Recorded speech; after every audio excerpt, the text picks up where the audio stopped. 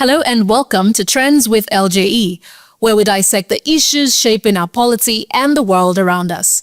I am your host, Maymunah Zubair, and joining me today on the panel, as usual, development strategist Shedrach, social commentator Miriam Gamaliel, and public policy analyst Chidi Iloameke. Gentlemen and lady, great to have you on the show. I trust you guys had a restful weekend. Yes, everyone's looking very radiant. We have a very rich lineup today covering national and international news. So let's get into it. We begin with Father's Day as First Lady Oluremi Tinubu makes a message on fatherhood. As the world marked International Father's Day on June 15th, a day set aside to celebrate the fathers in our families and lives, Nigeria's First Lady, Senator Oluremi Tinubu, delivered a heartfelt message in Abuja, highlighting the critical role of fathers in nurturing confident, responsible, and compassionate children. She also praised men who step into fatherhood through mentorship and community leadership, emphasizing that society must provide men with the support and environment to fulfill these roles effectively. She prayed for divine blessings on fathers, wishing them peace and fulfillment. Let me start with you, Miriam. Very heartfelt message from our First Lady. She rarely makes any public statements, but I think this was not a bad one. At the same time, I think maybe it's just for the optics, though I would like to hear what your thoughts are on her remarks in general, and particularly how important it is for society and government to recognize and support men's contribution to nation building. The First Lady talking about Father's Day, really. Okay, I'll just talk about the President of Nigeria being the father of all Nigerians. And he is silent on the killings happening in Benue. For over how many hours that killing has been happening, he didn't say anything. Even the Pope, the new Pope that just entered under how many months, had to send a message like to mourn with those of Benue. And then the President of Nigeria didn't say any word. And you're calling, is he a good father? I think First Lady should talk to her husband, first, before coming out to talk to Nigerians. Thank you. Shedrach, I'd like to hear your thoughts in general, and also what you think about the role of mental health advocacy for men in this conversation, because it's something that people tend to overlook. And unfortunately, men have the highest rates of suicides worldwide. So I'd like to hear your thoughts on this. The remarks and this specific. Let me join the First Lady of the nation, which wish men happy Father's Day for responsible fathers who, in spite of the economic downturn, have still found ways to keep their family running. Happy Father's Day to men who have conquered ego, conquered cultural barriers to elevate, the female gender and give rights and opportunity for the girl child to study and do all they can to, upgrade femalehood or motherhood. Happy Father's Day to all men who have given direction to their children, shaping responsible family front in spite the disastrous nature of our economy. And I know the society have not been fair to men. We talk about a girl child, but nobody talk about the boy child, knowing that boy child being neglected will also bring responsible parenting. I think the world is not doing enough to support men.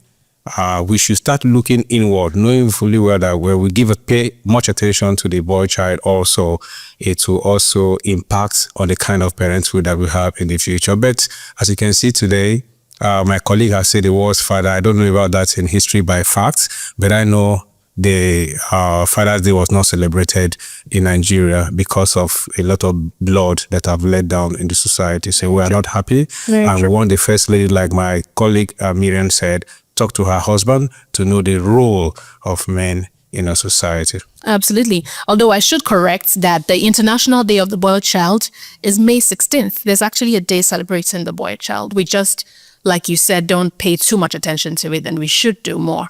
Moving on to international news, Israel launched a major offensive against Iran, striking about 100 targets, including nuclear sites, and killing top military figures. Iran responded with drone attacks, leading to heightened regional tensions. U.S. President Donald Trump, while denying direct U.S. involvement, warned Iran of the full strength of the U.S. military if it attacks, which Iran has decried, saying Washington cannot assume ignorance of Israel's actions as they are allies. Meanwhile, Nigeria's federal government condemned Israel's preemptive strike, calling for immediate restraint to prevent further escalation and regional destabilization. I'm going to come to you, Shedrach, first on this. This is the first, actually, that the Nigerian government is making statements specifically regarding the Israeli-Palestinian conflict and now the Israel-Iran situation. They've never actually made, I think South Africa was one of the more outspoken countries in Africa to make a decisive statement and pick a side. This is the first time that Nigeria is wading into these waters. What do you think about this clear anti-Israel stance, and what do you think it means going forward in terms of Nigeria's foreign policy, which we've always known is... If you ask me, I will tell you I don't know what it actually means. In our local parlance, they will say, "Waiting be your old self for this matter." The truth is that it's very unfortunate that we are having this war brooding so far. For me, I just criticize this as the failing nature of the United Nations. I think the United Nations as a body is failing, is expiring, and I think this is the beginning of the end of the United Nations because they've not been able to do much in guaranteeing peace. We've seen a lot of selective and then sentimental, stance between the nations, Committee of Nations, the United Nations. We see sometimes a body that is built to guarantee justice, fairness, and equality among nations, but they have been selective, prioritizing only things that liquid the interests of a few of them. Right. That is hypocrisy, and it is not something that we should, clap hands for. But very unfortunately for our president to make, it is okay as a nation, to make a comment. But like I say, waiting be our own in this matter. The reason I say so is because Israel made a point very clearly, preemptive, attack, action, that they said having nuclear program by Iran is an existential threat to Israel's existence. And they've demonstrated that factually. The Iranian sponsorship of Hamas, sponsorship of some terror organizations across the globe, is a threat not just to Israel and to other nations, and they did that. So, but as it stands now, population-wise, manpower, I think Iraq is much more than Israel, apart from Navy and airstrike. Right. So the world should just come in, not Nigeria. The world should just come in because we have so much in our hands to battle with. Absolutely. Just behind the villa here, people bloodbath everywhere, and the president is busy. That is busybody for all we care. Absolutely. The majority of Nigerians are saying he should just remove the mole in his eye instead of trying to remove the peck in other people's. Very well said. Chidi, let's talk about this conflict and how it affects the balance of power in the international system. Shedrach has rightly said that it's a question of understanding, regional politics and diplomacy and all of that. I'd like to hear your thoughts on what this means in terms of continuing war in the Middle East and America's role in this in general, and how this affects the after effect of it, worldwide.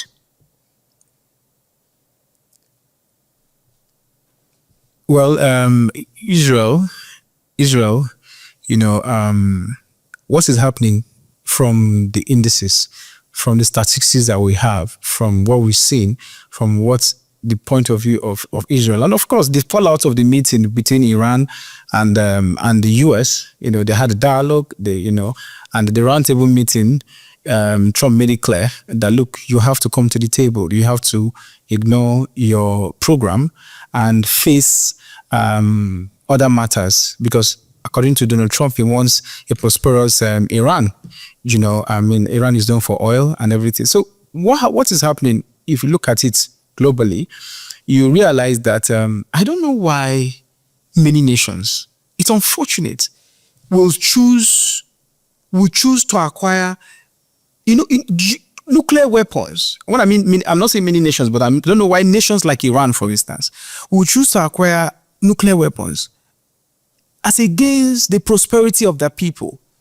By implication, do you know the complexities that goes into into making of nuclear reactors. Because any mistake could even bring about so many radioactive, explosions, and there could be very dire consequences. And then nations invest monies into these programs as against investing in the technology of their people, as against investing in the agriculture of the people, as against investing in the health of their people.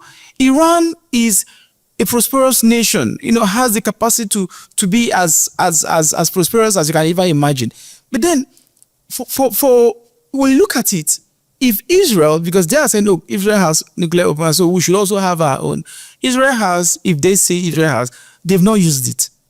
And even in this retaliation that you see, they've not actually used it. So for me, let there be a balance. Let them come to the round table. Let them just, cease hostilities. It will end in dialogue at the end of the day. Absolutely. Yesterday, Iran is saying that, look, they are ready to dialogue, but Israel should stop bombing Iran. Lives are being lost. It's not helping matters, particularly the implication in the oil market. It's not helping. But Nigeria is enjoying because, yes, the amount of crude has increased by at least over 10%, and it's rising, the cost of crude. So Nigerians are enjoying.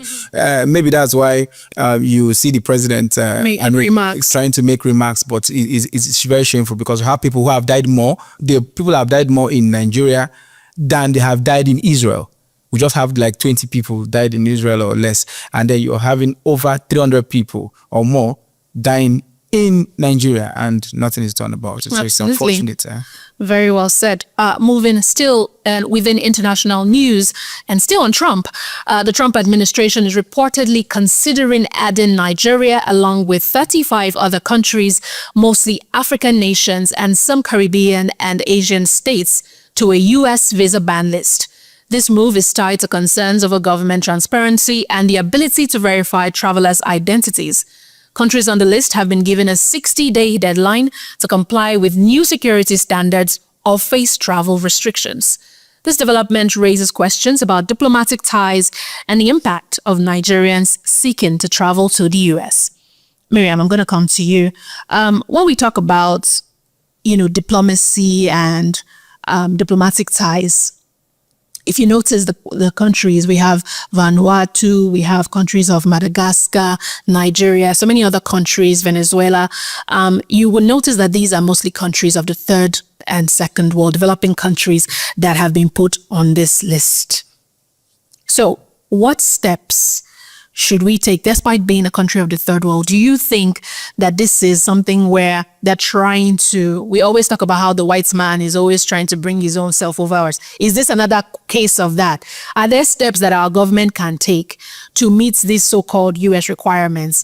And how do we interpret the fact that most of the countries that are being sequestered on this list are third world countries of Black people and people of color? I'll talk about Nigeria.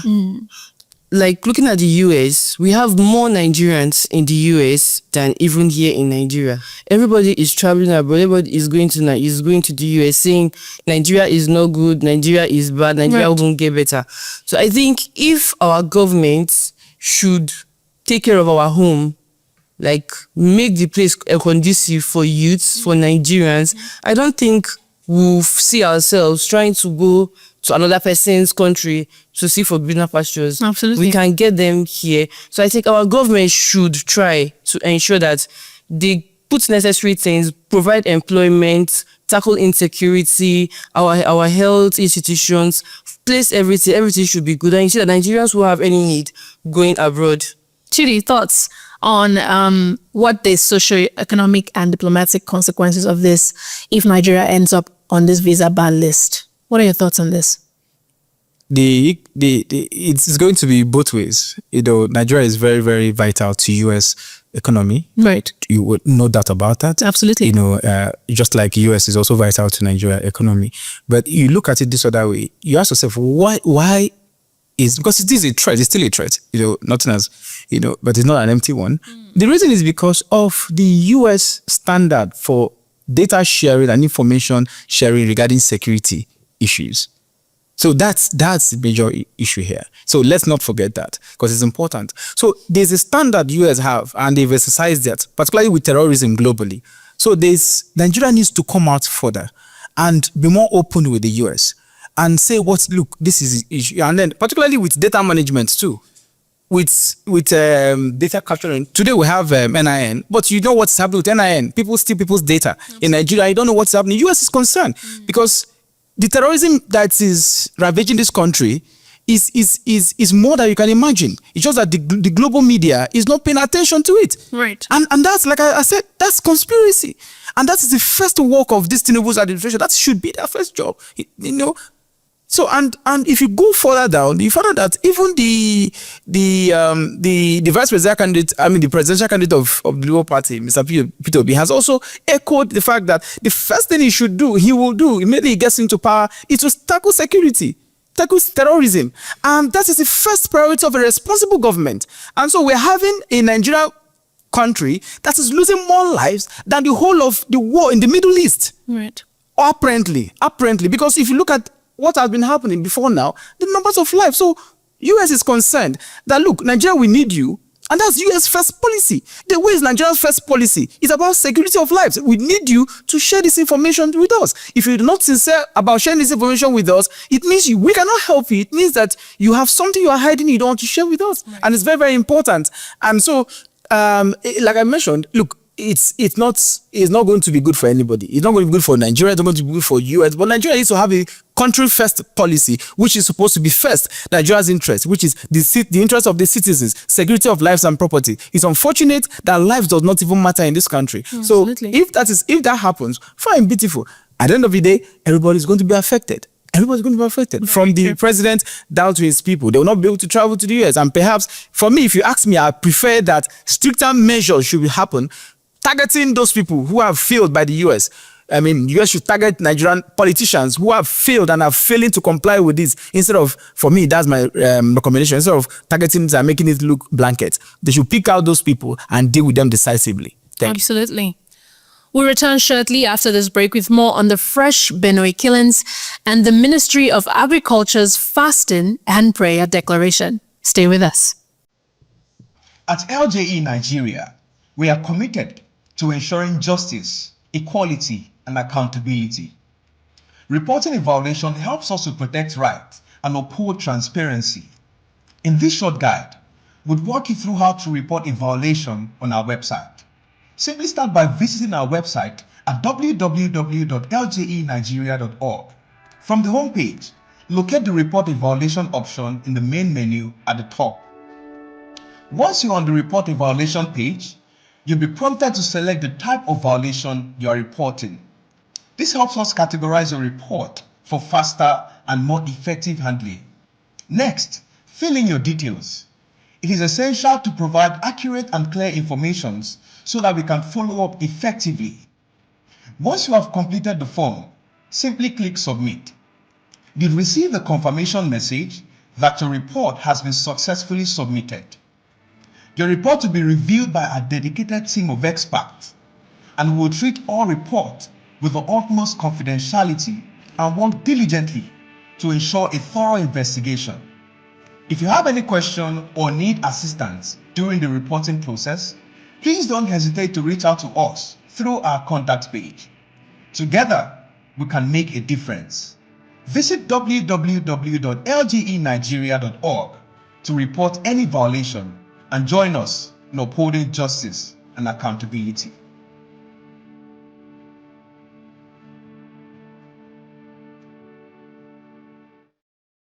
Welcome back. The program is still Trends with LJE, and we move quickly along to our next story. In Benue State, following the tragic killings in the state, thousands of youths protested, blocking major roads despite police and government appeals.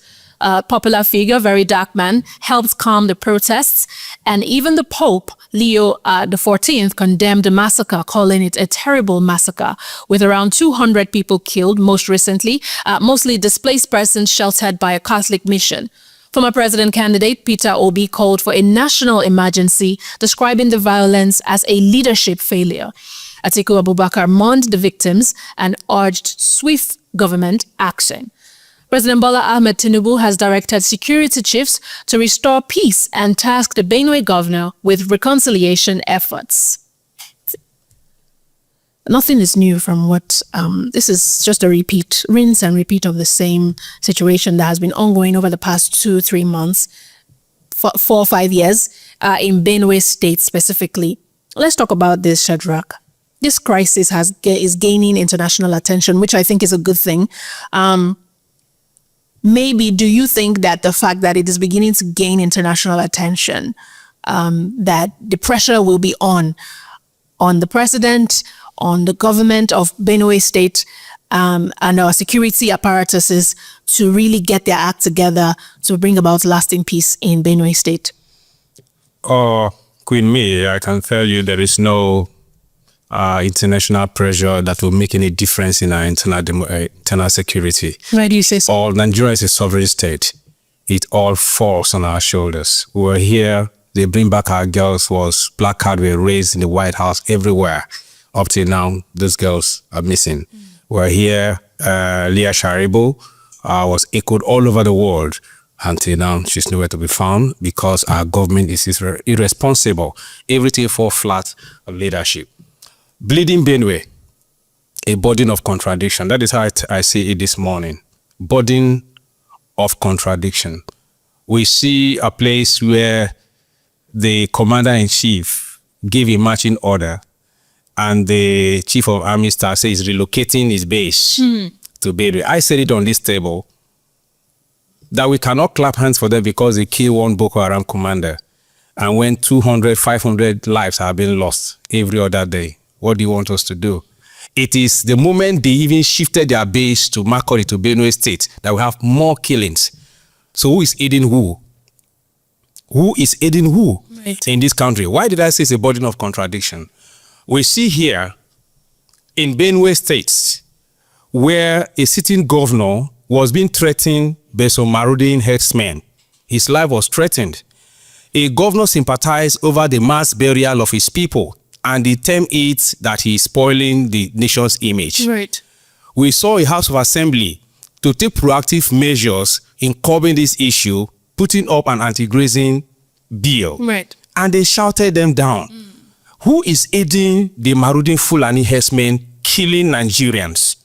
Who is doing that? My advice for the Benue State Governor, Father Alia, who before now banned P2B from coming out showing humanitarian gesture, but now he could run to the Pope. How can you seek spiritual solution to a physical problem? This is my advice for the Benue State Governor and for the rest of Nigerians. Number one, declare a 7-day sit at home. All indigents and residents in Benue State should sit at home for 7 days. Arm your people, because the president told him to take action. Arm your people with any kind of weapon. All the serving military men, parastatals, should arm themselves and go to the forest. Free the bushes. All neighboring borders from Benue, Taraba, Kogi, Enugu, and Cross River. All the neighboring borders in Benue State, flush your forest. Let us see the first person that will blink and say, why do you do that? Then all fingers will point at the people sponsoring those marauding killers. Now, it is not good to stereotype the Fulanis. Fulanis are cattle breeders. They are herders. But if we ban open grazing, we will know who the terrorists are. Anybody who cries that they should not take vengeance or they should not go to the forest, we will know that they are sponsors. So that is my advice for Father Alea, running to the room to look for a solution that is just behind you here is callous and insensitive. Arm your people now. Miriam, Shedrach mentioned something which I would like for you to speak a little bit more on. He talked about free the bush. He talked about flushing the bush. He talked about, these are security measures that could be implemented. And it's something that we're actually trying to bring to the fore here in LJE. So I'd like for you to speak a little bit more on this upcoming campaign as well as a conference that is tied to Operation Free the Bush. If you can just, a few minutes just to speak on it. Okay, yeah, leadership of Justice and Economic Advancement is sponsoring or is heading a campaign, Operation Free the Bush, Operation Restrict Cattle Movement in Nigeria now. I think if we are able to restrict cattle movements, free the bushes, we should be able to, the government should take back our ungoverned lands, our ungoverned forests. It shouldn't be criminal hideouts. It shouldn't be terrorist hideouts, Right. because we cannot travel these days. You want to travel, you're scared, you're taking your time. Should I fly? Should I use? Not everybody can afford flying. So I think the government should free our bushes, like restrict cattle movement. If you restrict cattle movement and we have any other issues coming up from this terrorist attack, then we'll know where it is coming from. Absolutely. Thank you. Very well said. Moving quickly along. In response to rising food insecurity, the Federal Ministry of Agriculture announced a series of prayer sessions themed Divine Intervention for the Protection and National Development, scheduled for June 16th, 23rd, and 30th. However, a later memo postponed the first session indefinitely. The ministry invited all staff to participate in these collective prayers at its Abuja headquarters. Chidi, let's start with you. We're talking about, Shedrach just said something which I'm going to be echoing, where he said, why would you be looking for a spiritual solution to a physical problem? What relevance is a spiritual approach like fasting and prayer in tackling a serious issue like food insecurity? What are your thoughts on this? From the Ministry of Agriculture. That re-echoes the agenda of the Tinubu's administration. That's what it is. It's a show, again, aligning with the position of the presidential candidate of the Labour Party, Mr. Peter Obi. It's a show of a government that lacks these forces: competence, character, compassion, and the other one is capacity. Right. You know, it's a show of this.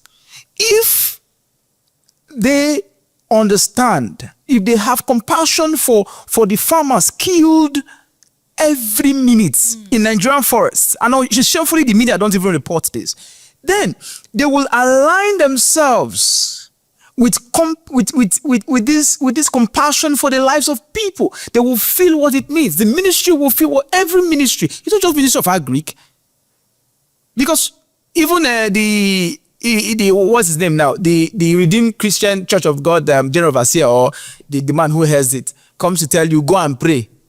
Those from, but they campaigned against subsidy removal. So it's a show of lack of direction on the part of the government, lack of competence on their part. They don't even know how to arrest our situation. Right. Do you understand? So what the president should do right now is to sack that minister or those responsible for this, and let him go to Benue State himself physically and see those farmers, because this is a food basket application. See those farmers, apologize on his failure to secure their lives and properties. Because last few under Jonathan, Tinubu tweeted that the buck ends at the table of the president to ensure security. He is the person in charge right now. So what has happened?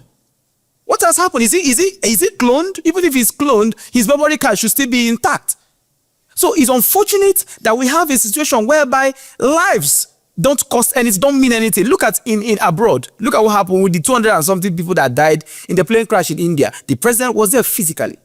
Even we have president that show compassion. Absolutely. It is not Governor Alia's responsibility. This is a national and international issue. The killings is not just because I saw what Bola Bayo Onanuga posted. That is the presidential spokesperson for what's his name, for APC, for Tinubu. You know what he said? He said that the president has one of the excerpts. He says the president directed that they should go back to the earlier directive of the president. An earlier directive that's bringing us to that has brought us to this level. Very true. There's something they're not telling us. Are they complicit? Are they complicit? And you tell me that the US President, Donald Trump, should not be concerned about what is happening. And that is why Nigeria is a laughingstock on ourselves. We are the one making ourselves laughingstocks. Look at human lives. Does not matter anymore. You understand? It's a shame, it's a pity. Look at children burnt to ashes. Absolutely. Shedrach, let me hear your thoughts. Can you speculate on why these prayer sessions were postponed? Do you think that it was backlash for such an outlandish thing to be coming from the Ministry of Agri that made them stay action on the proposed fasting and prayer sessions? And your thoughts in general? We recall in Nigerian NES core professional lost her job in the US for administering prayer to a sick patient in the hospital. Those are nations that know what they do, even though prayer is needed. Nigeria is a highly religious country. Right. Our parents have been praying since 1904. We've been praying, we've not tired of praying every day. Every Friday, the same Malam goes to mosque to pray, and the Christians pray every day.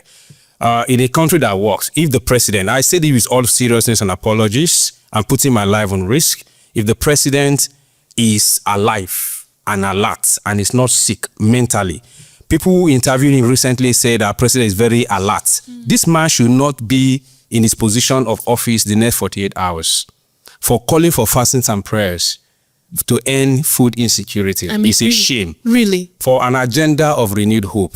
In case he doesn't know, the Federal Ministry of Youth Development, in order to contribute to the renewed hope agenda, is sponsoring how they could create 20 million jobs for youths and young women.